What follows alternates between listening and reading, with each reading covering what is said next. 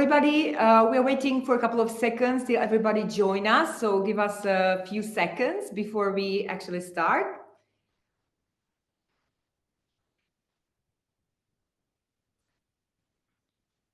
Yeah, everybody's in.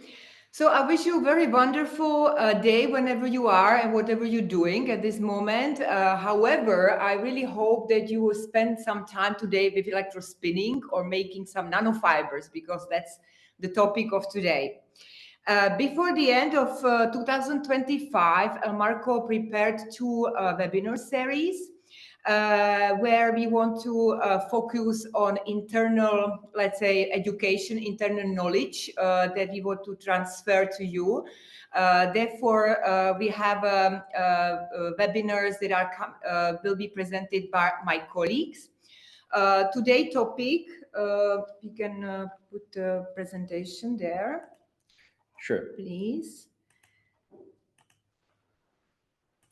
So here we go. So today's presentation going to be related to sustainable, ecological, and safer approach in electrospinning. And I want to present my colleague Kateřina Rubačková. As always, Hello. she's here. I'm Ivan Ponomarev, head of chemistry and technology department at Elmarco. So now I want to ask Kateřina to introduce and say a couple of words about our technology. Yeah, definitely. Thank you. So Ivan is here because today's topic will be related to, let's say, the knowledge that he gained through all the years that he spent with Elmarco. But also I want to highlight you another topic which is coming later in November and will be also given by our internal, by my colleague. So internal presentation given by Elmarco, and the topic will be the latest innovation in for industrial electrospinning, which is also very interesting and hot topic. So please put it in your calendar this date. So before we really start, just a few words about Elmarco. So kind of is already traditional slide showing the Elmarco in numbers. Here I would like to highlight the number 25 because that's actually where, the number of years that Elmarco is already on the market. And we celebrated that anniversary actually last week with a kind of nice and fruitful party that's been organized by our management. So we are really proud to be on the market already for those years. Another number I want to highlight is 280, which is the number of globally installed and sold machines. We are kind of medium-sized company, 85 employees. We have few patents, and we are spread it in the area of 3,000 square meters here in Liberec, Czech Republic. So we are global companies that we are actually installing the technology all over the world.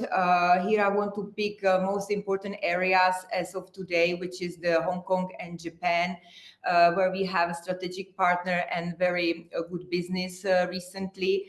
Even one of my colleagues recently moved to Japan to support those activities in the area. So we are very active in Japan. Of course, as looking at Europe, I like to mention Italy as a very good business model or a business area that we are actually having at this moment. Still, Elmarco has a headquarters located in Czech Republic, Liberec, and you're very welcome to visit our facilities, to see the industrial technology running. We're very open to all customers to show what we're doing. So briefly about the technology itself, maybe one word will summarize all of that, and it is a wire. Wire, it's basically our main electrode that we focus on, and our technology is built on this spinning electrode wire, collecting electrode wire. So wire is everywhere.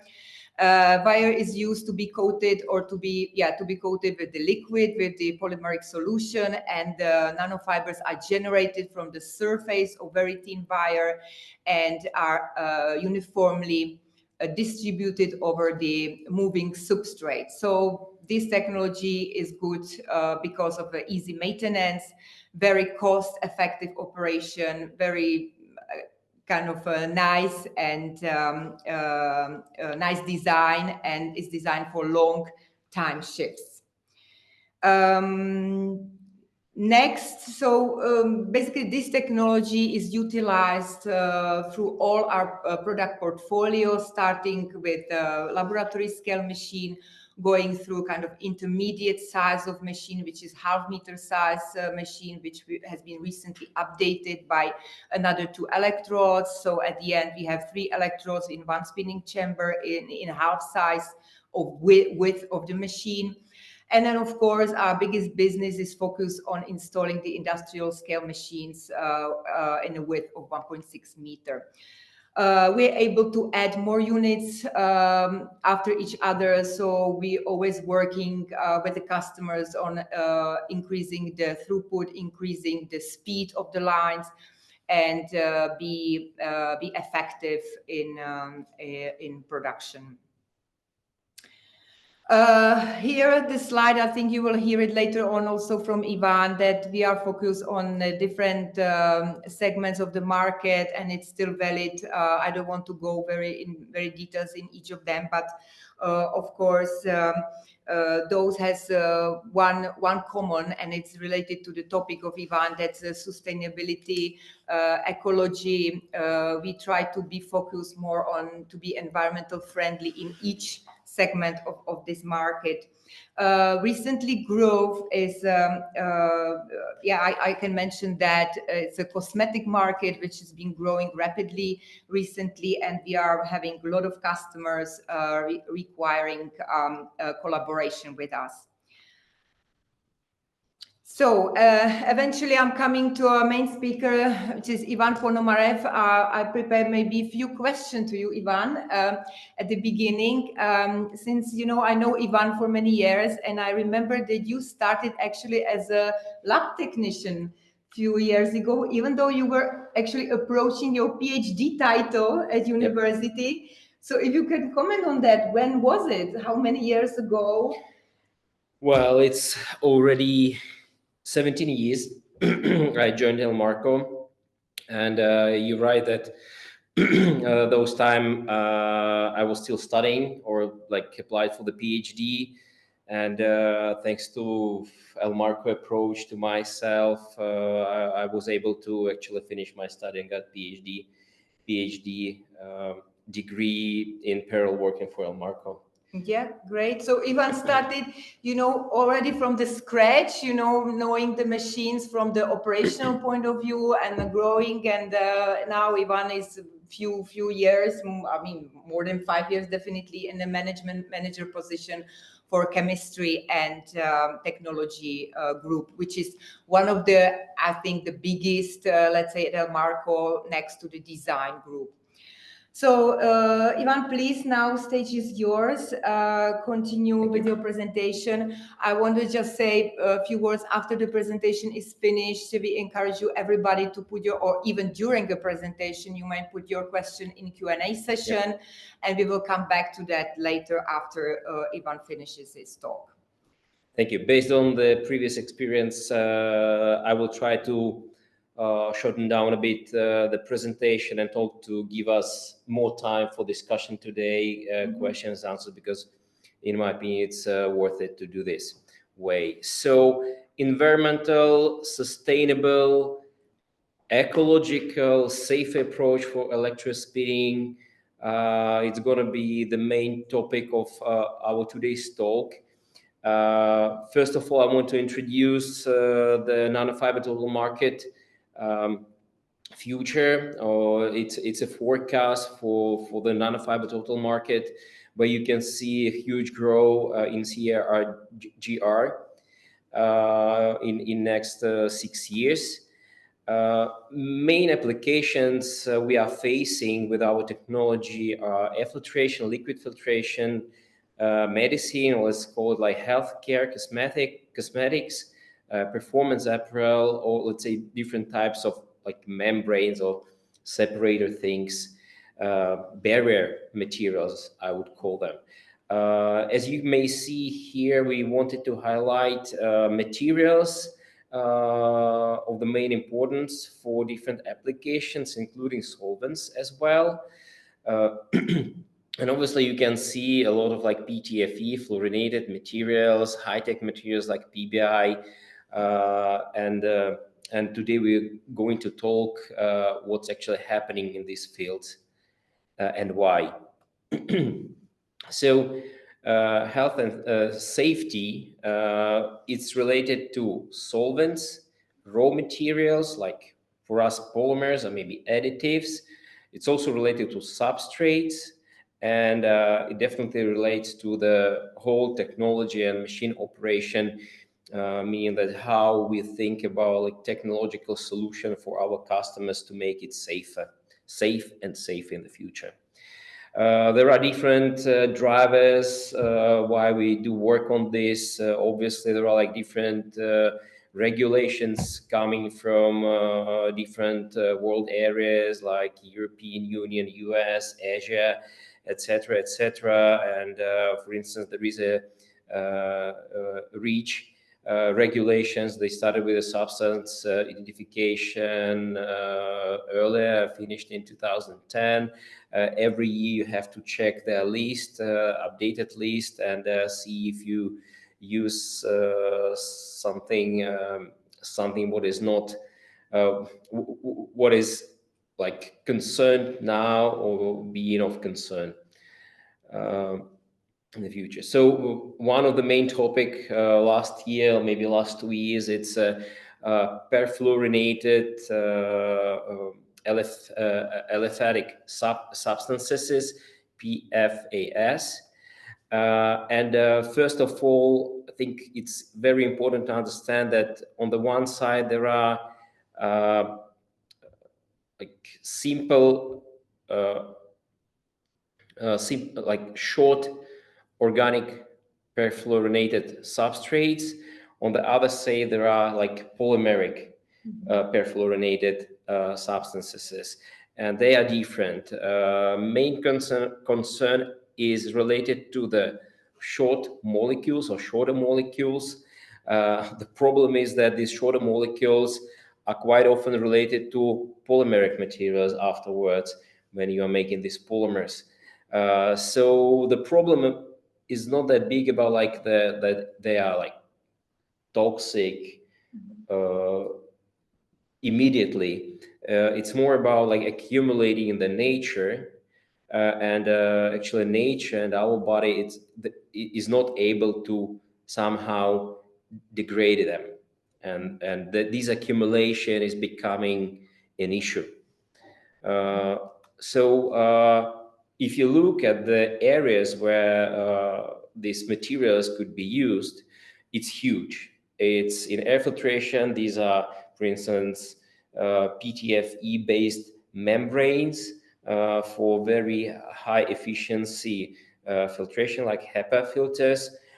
Different materials for liquid filtration with an absolutely enormous chemical resistance to majority of known chemicals, very high temperature resistance up to 250 degrees centigrade, so almost like fantastic material, which obviously in the future will be reduced or even forbidden in different areas, and a lot of companies are now trying to substitute this material with the different ones, but not like all-in-one solution, but using different materials for different areas of their application directions.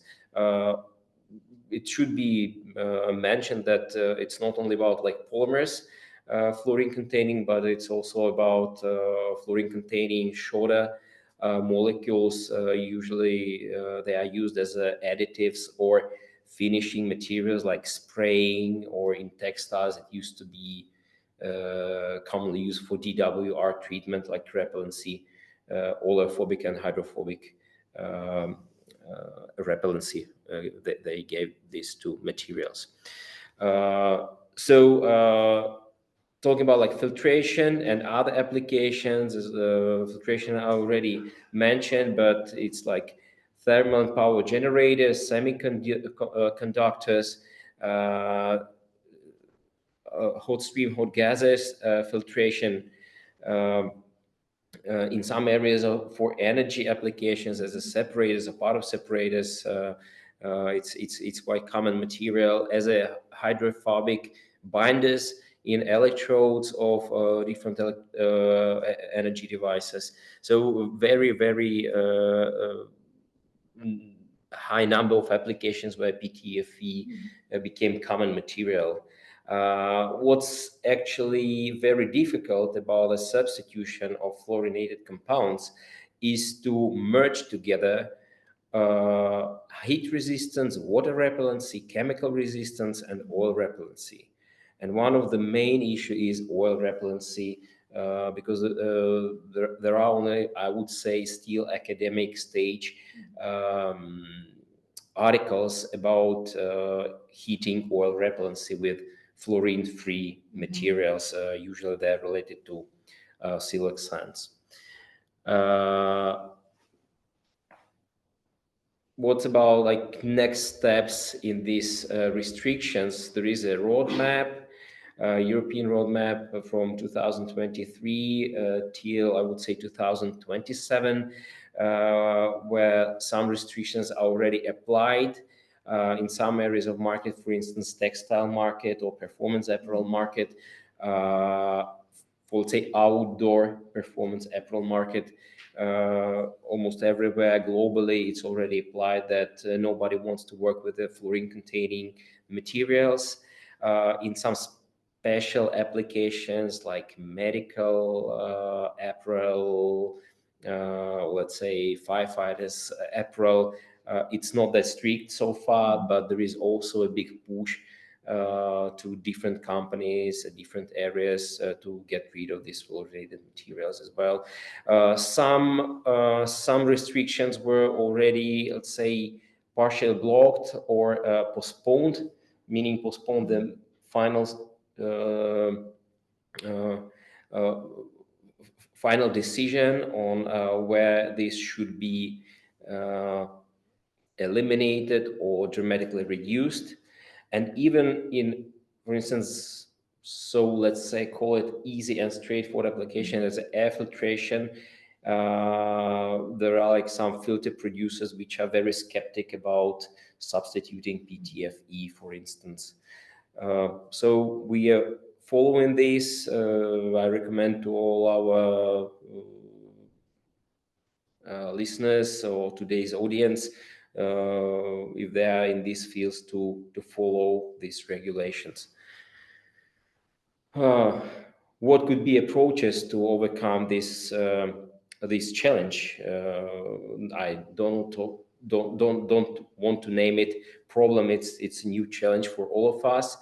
And you can potentially quit the business. You can maybe sit work doing what you are used to do, and waiting for new solutions somewhere at the upper level, or you can apply a more proactive approach, working by yourself, finding partners, trying together to solve this issue and overcome, or at least mimic the perfluorinated substances behavior.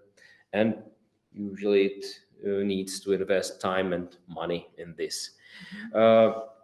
What's about like alternative polymers compared to like PTFE, for instance? We are focused mainly on polyamides or copolyamides. To be more ecological, there are more and more materials which are sustainable or bio-based. Sustainable meaning like bio-based. We have a couple of these polymers in our portfolio, developing different recipes for different applications in area of air filtration, liquid filtration. We do have polyurethane-based membrane, which is fluorine-free. It's based on C0 additives, so-called C0 additives, hydrocarbon additives, and a lot of work is already finished, but it's really ongoing process. It's going to be a continuous development for decades, obviously. and siloxane-based additives are involved in this, and obviously not in line of one pot, but like post-treatment is involved in this. And for instance, I want to name the company Plasmalex from Belgium. With them, we are testing together their plasma treatment, low vacuum, low pressure plasma treatment, fluorine-free plasma treatment with our materials on roll-to-roll based process. Solvents. So now we covered more like additives and polymers as a raw materials, but also we need to make a polymer solution. To make a solution, we need solvents, and not all solvents are environmental friendly and user friendly. So a couple of them are on the list as a potential toxic materials or mutagenic substances. Obviously, we want to use safer solvents as much as we can, and it's not only because of regulations, it's just because of the common sense and our responsibility against our employers and obviously our customers. So two approaches are here. One is to substitute existing solvents, known organic solvents, with a known organic solvents, but different ones. For instance, to substitute DMF in some cases with ketones. Another approach is more interesting, is far from the, say, final solution. It's a bio-based solvents, and I want to introduce Astrobiot company from Italy. We are in contact with them. We already tested some solvents they developed to substitute known ones.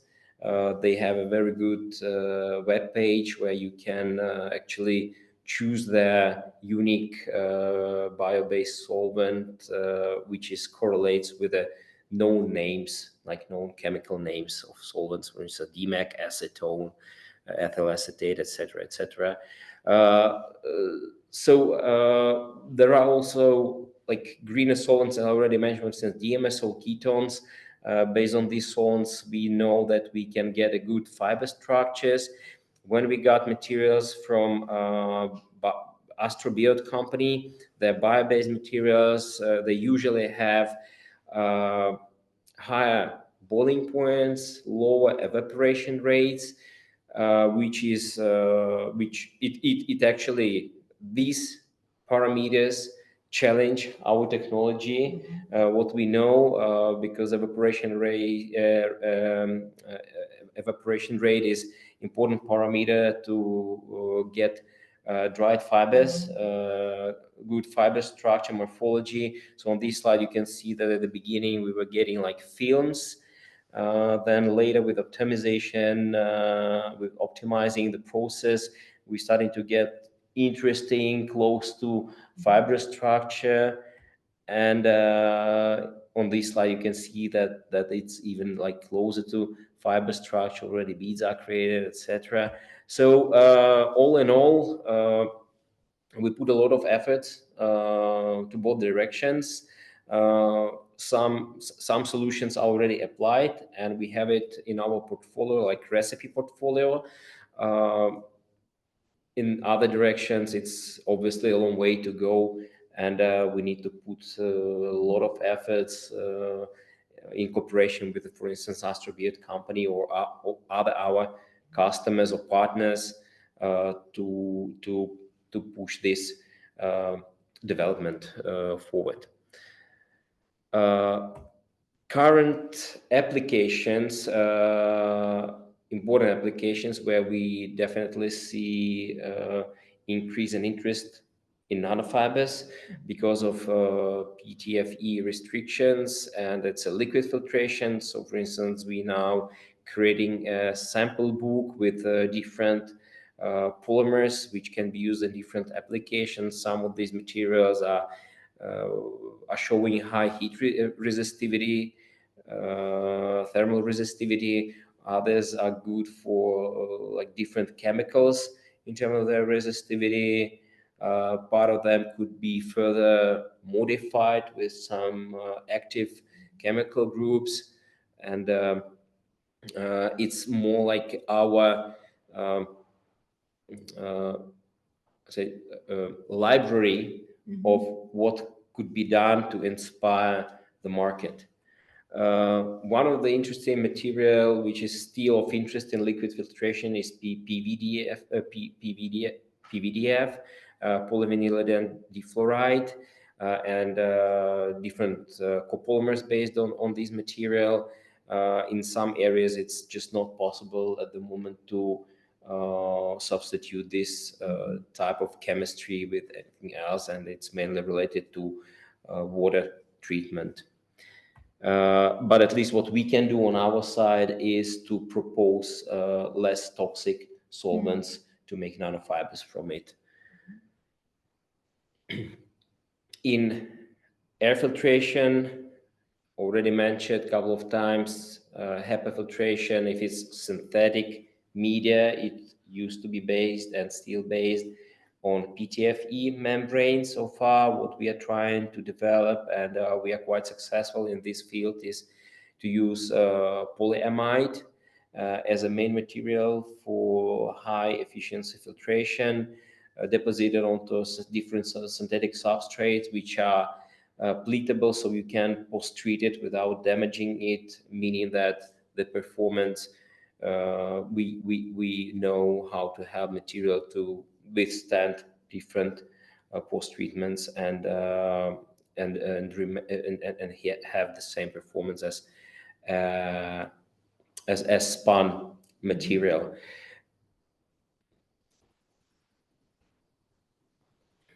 Eco-membrane, it's a performance apparel membrane, PU based, with a hydrocarbon treatment, and in general what we see, it's a good water column, so good hydrophobic performance as is, in the form of laminate without fluorine containing durable water repellency treatment, meaning that even textiles are not containing fluorine. And what was proved that after 5 washes in special detergent, but available in the market, special detergent for performance apparel, outdoor things, the material still shows good water column parameters, also good breathability, like water vapor transfer.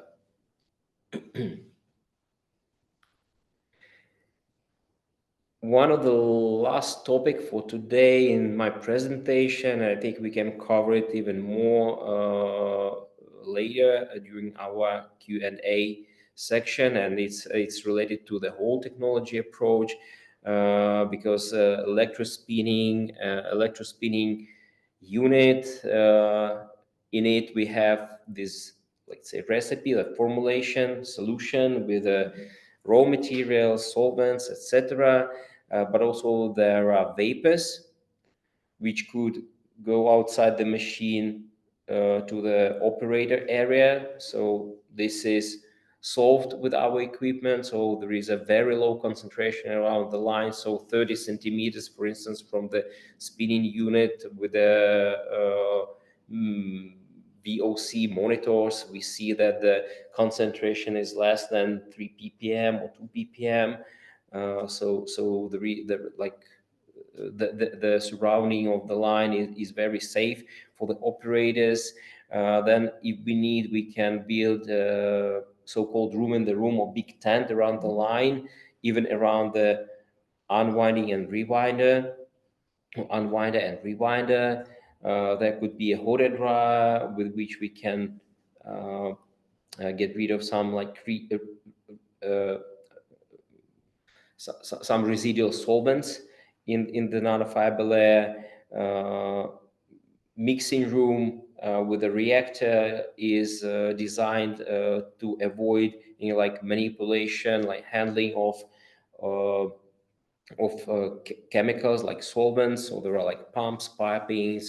Reactor is placed on the waiting platform. So the spinning solution is actually produced in semi-automatic mode. And there is a waste air treatment. So when we remove vapors from the spinning chamber, we cleaning the air with a waste air treatment. Usually it's burning systems.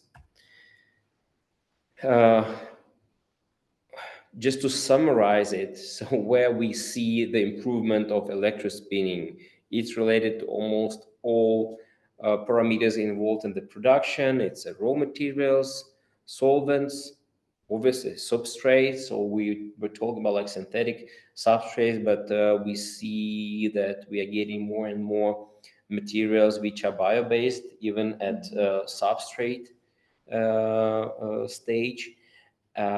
Equipment itself is designed to be safe and ecological for our customers and for the environment obviously.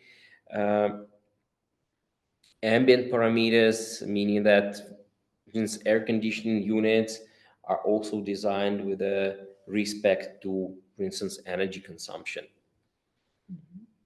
There is a study related to operator exposure, as I already mentioned, that we measure it, and the concentration around the line is really low, and it hits actually the very, very strict environmental conditions for operators applied in some areas. So there is still a lack of information on, let's say, nanofibers and nanofiber toxicity, like materials itself. So in our history, we had a grant project named Work, where we tested, say, organic nanofibers against inorganic nanofiber influence to the health of the operators during production and mainly during the handling with nanofibers. And obviously there is no evidence that something could be like toxic or be for a long time in our body related to organic nanofibers. Slightly different situation is with the inorganic nanomaterials, but it's also very important to split two things. One is like fibers, like nanofibers, where the sizes are usually above 100 nanometers, and nanoparticles. And on the another side, like the third part of the story, these are these inorganic nanofibers, which could be quite short sometimes, and but it's a really different story, different topic. And on our side, we don't work with inorganic nanofibers anymore, and we are not involved in any development actually. So that's all from my side for today. It was quite quick, and I think a lot of information, a lot of topics we can discuss now. So please, let's go ahead with a questions discussion. Thank you, Ivan, for a very interesting talk. And as you can hear, it's a kind of a big topic nowadays, the fluorinated compost, ecological aspect, environmental issues. So in each, let's say, exhibition we go, that we see this big title, sustainability, ecological aspect. So we also, as Elmarco, are taking care of that. We are being active in those areas. As Ivan mentioned, we're not really sitting here and waiting till everything is solved, but we are actively go for it and doing those steps in order to move further. As proven successfully, we are able to deliver materials for performance apparel without fluorinated compounds, which shows kind of good properties. So we're still continuing in this development, and we hope we're getting more requests in this area, and we are really ready to collaborate on those challenges. So let's focus on your questions. Actually, maybe at the beginning, we can summarize these ecological aspects that you talk about already. Maybe you mentioned it already all. Ecological aspects of our technology. I mean, is it operator friendly? Is it environmental friendly to actually have the nanofiber technology implemented in-house? And are we doing all those, let's say, steps to protect first of all the operators, but also to protect the environment? Maybe you can summarize it again. Related to the technology. Sure, because it's a very good point, because there are a lot of threats related to nanofibers still, some rumors, but at the end of the day we have to understand that actually it's already more than 30 years where quite big players or big companies are using nanofibers openly or not very openly in their products. And if they use nanofibers, it means that they have a nanofiber production, or somebody else has nanofiber production delivering to them. Talking about our technology, we have more than 250 installations all over the world, and more than 50 industrial line installations where we were facing different requirements from our customers we had to fulfill in different areas: US, Asia, Europe, Middle East, and we were successful actually with it. So saying so, I want to highlight that Elmarco's solution related to nanofiber production is hitting all these requirements and giving ecological and safe, healthy, safe solution to produce nanofibers. Yep. Thank you very much. I'm trying to get to this Q&A session. I hope I'm opening the right window. We have a question here. You mentioned you are not interested in production of inorganic nanofibers. For that, you refer to the one below 100 nanometer, or even for some submicron fibers. That's the question. So.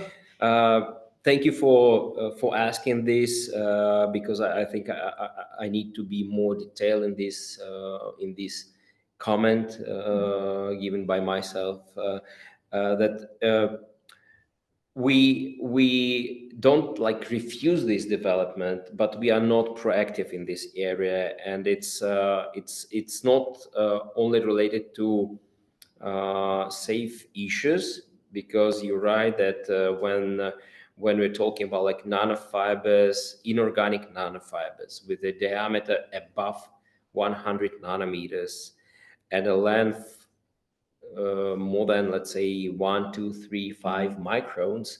Usually it's more about tenths of microns. These fibers should be evaluated as safe.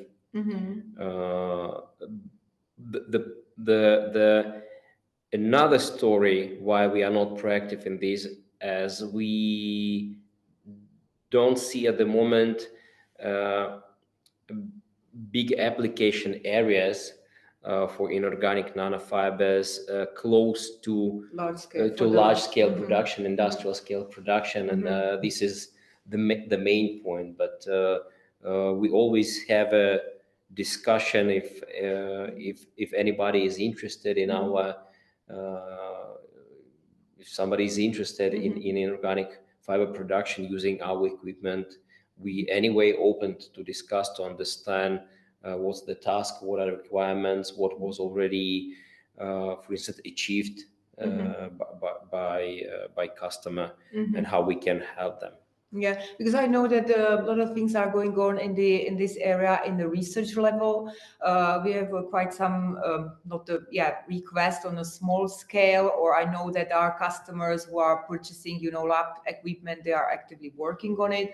But the truth is that there is no really request for the industrial scales to work with the inorganic fibers, right? Yep. Although we have experience with that, so we're ready to discuss it and go in that direction if there is a request. My question maybe in the meanwhile is focus on PVDF, Ivan, because you mentioned that PVDF is very hard to be removed from the market because of the great properties that PVDF has, although we're working on some, let's say, more environmental friendly solvents for PVDF. So could you mention the area where you think that the PVDF will still has the strong position, or maybe the area where market can accept some changes or look for some replacement related to PVDF?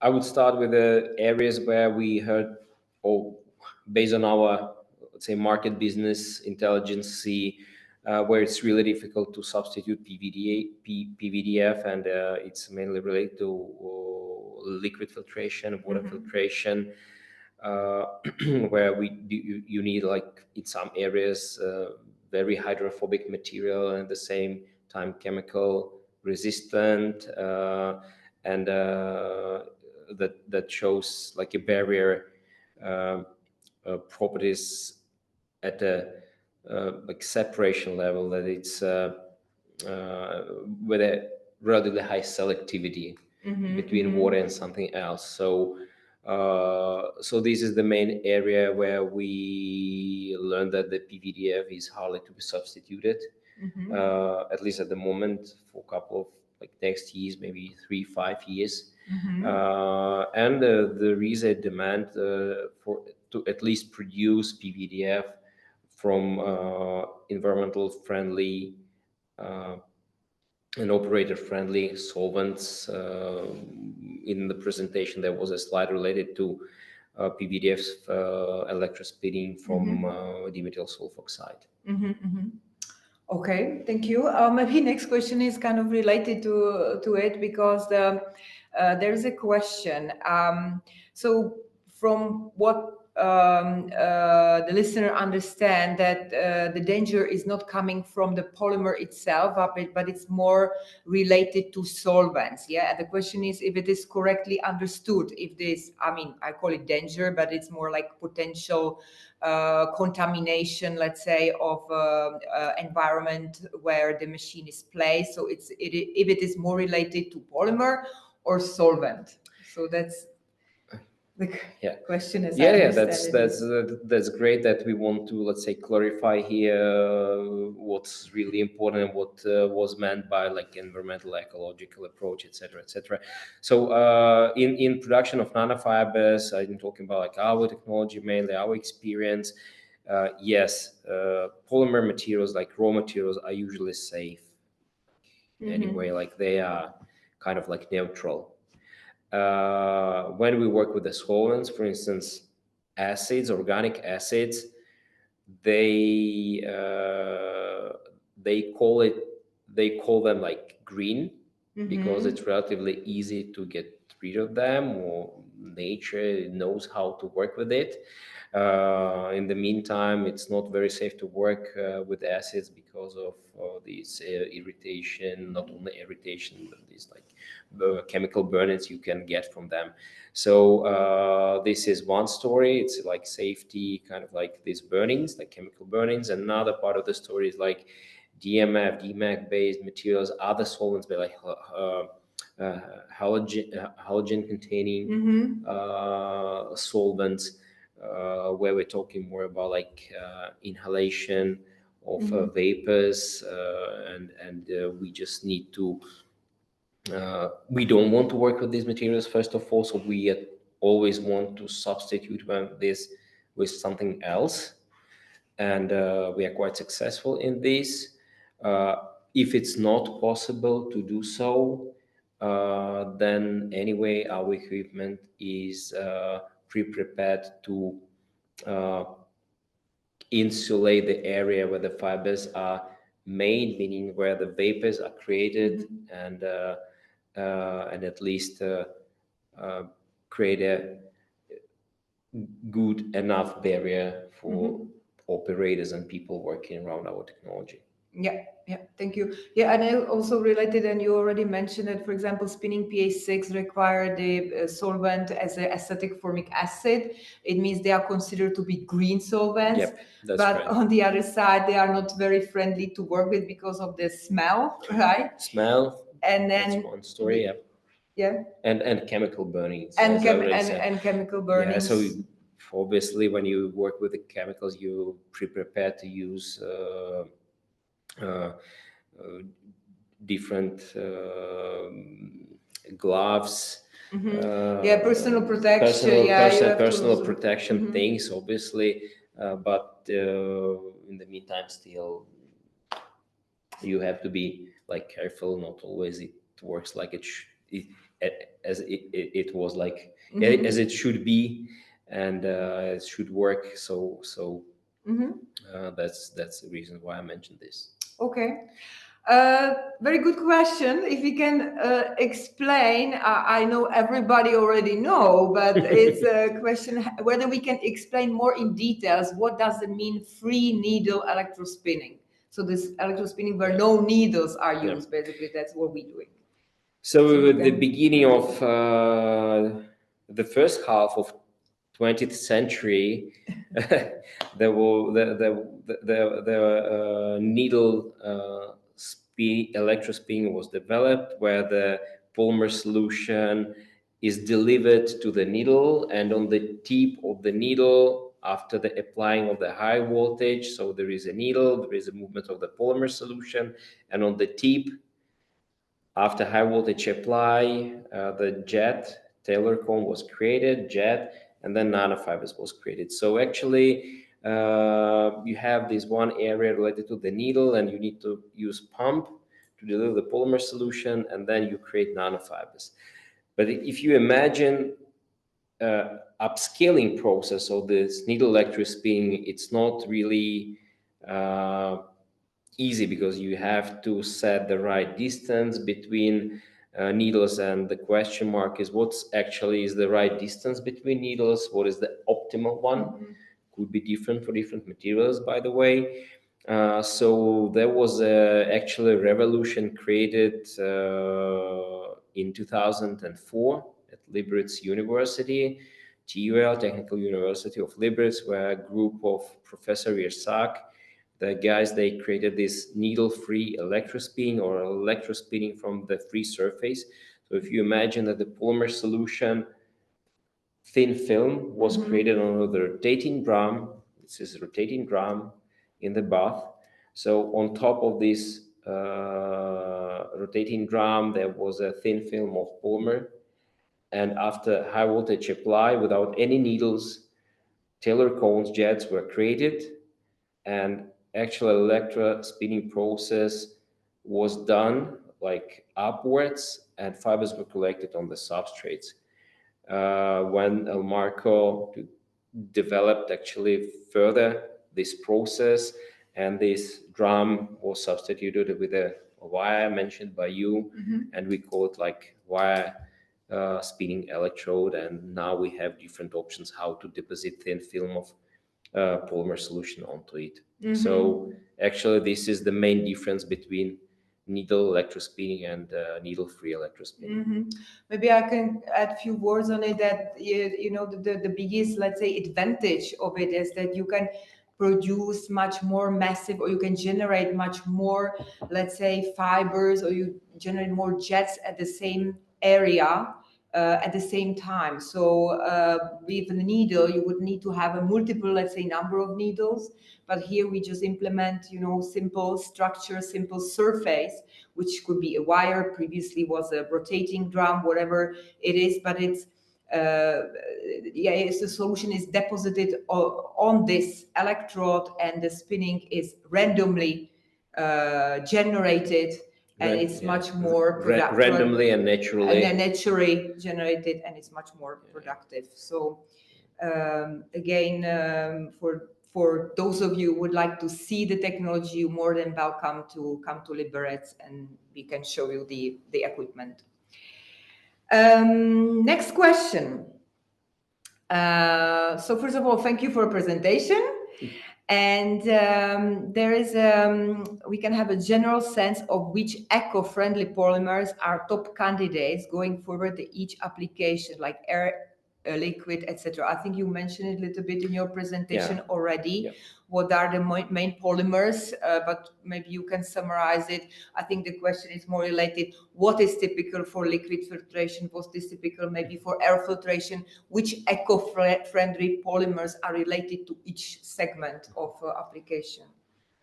So we were lucky in air filtration area with the polyamide because it's an eco-friendly polymer, and now we are developing our knowledge to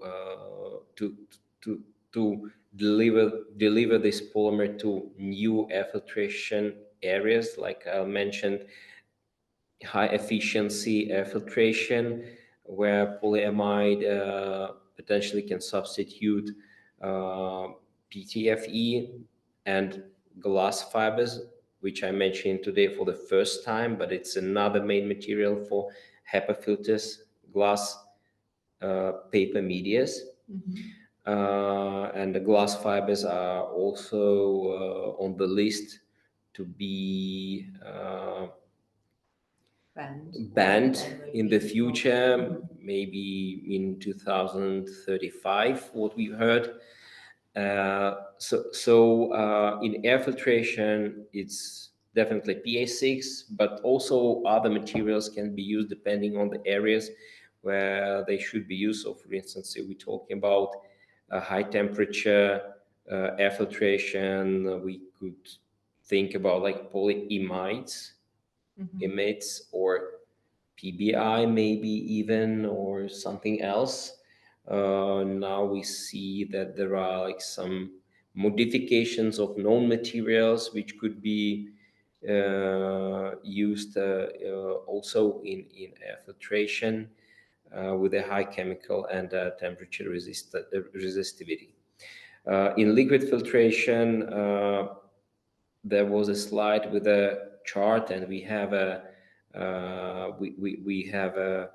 liquid filtration sampling book on our site, which will be released next year in a larger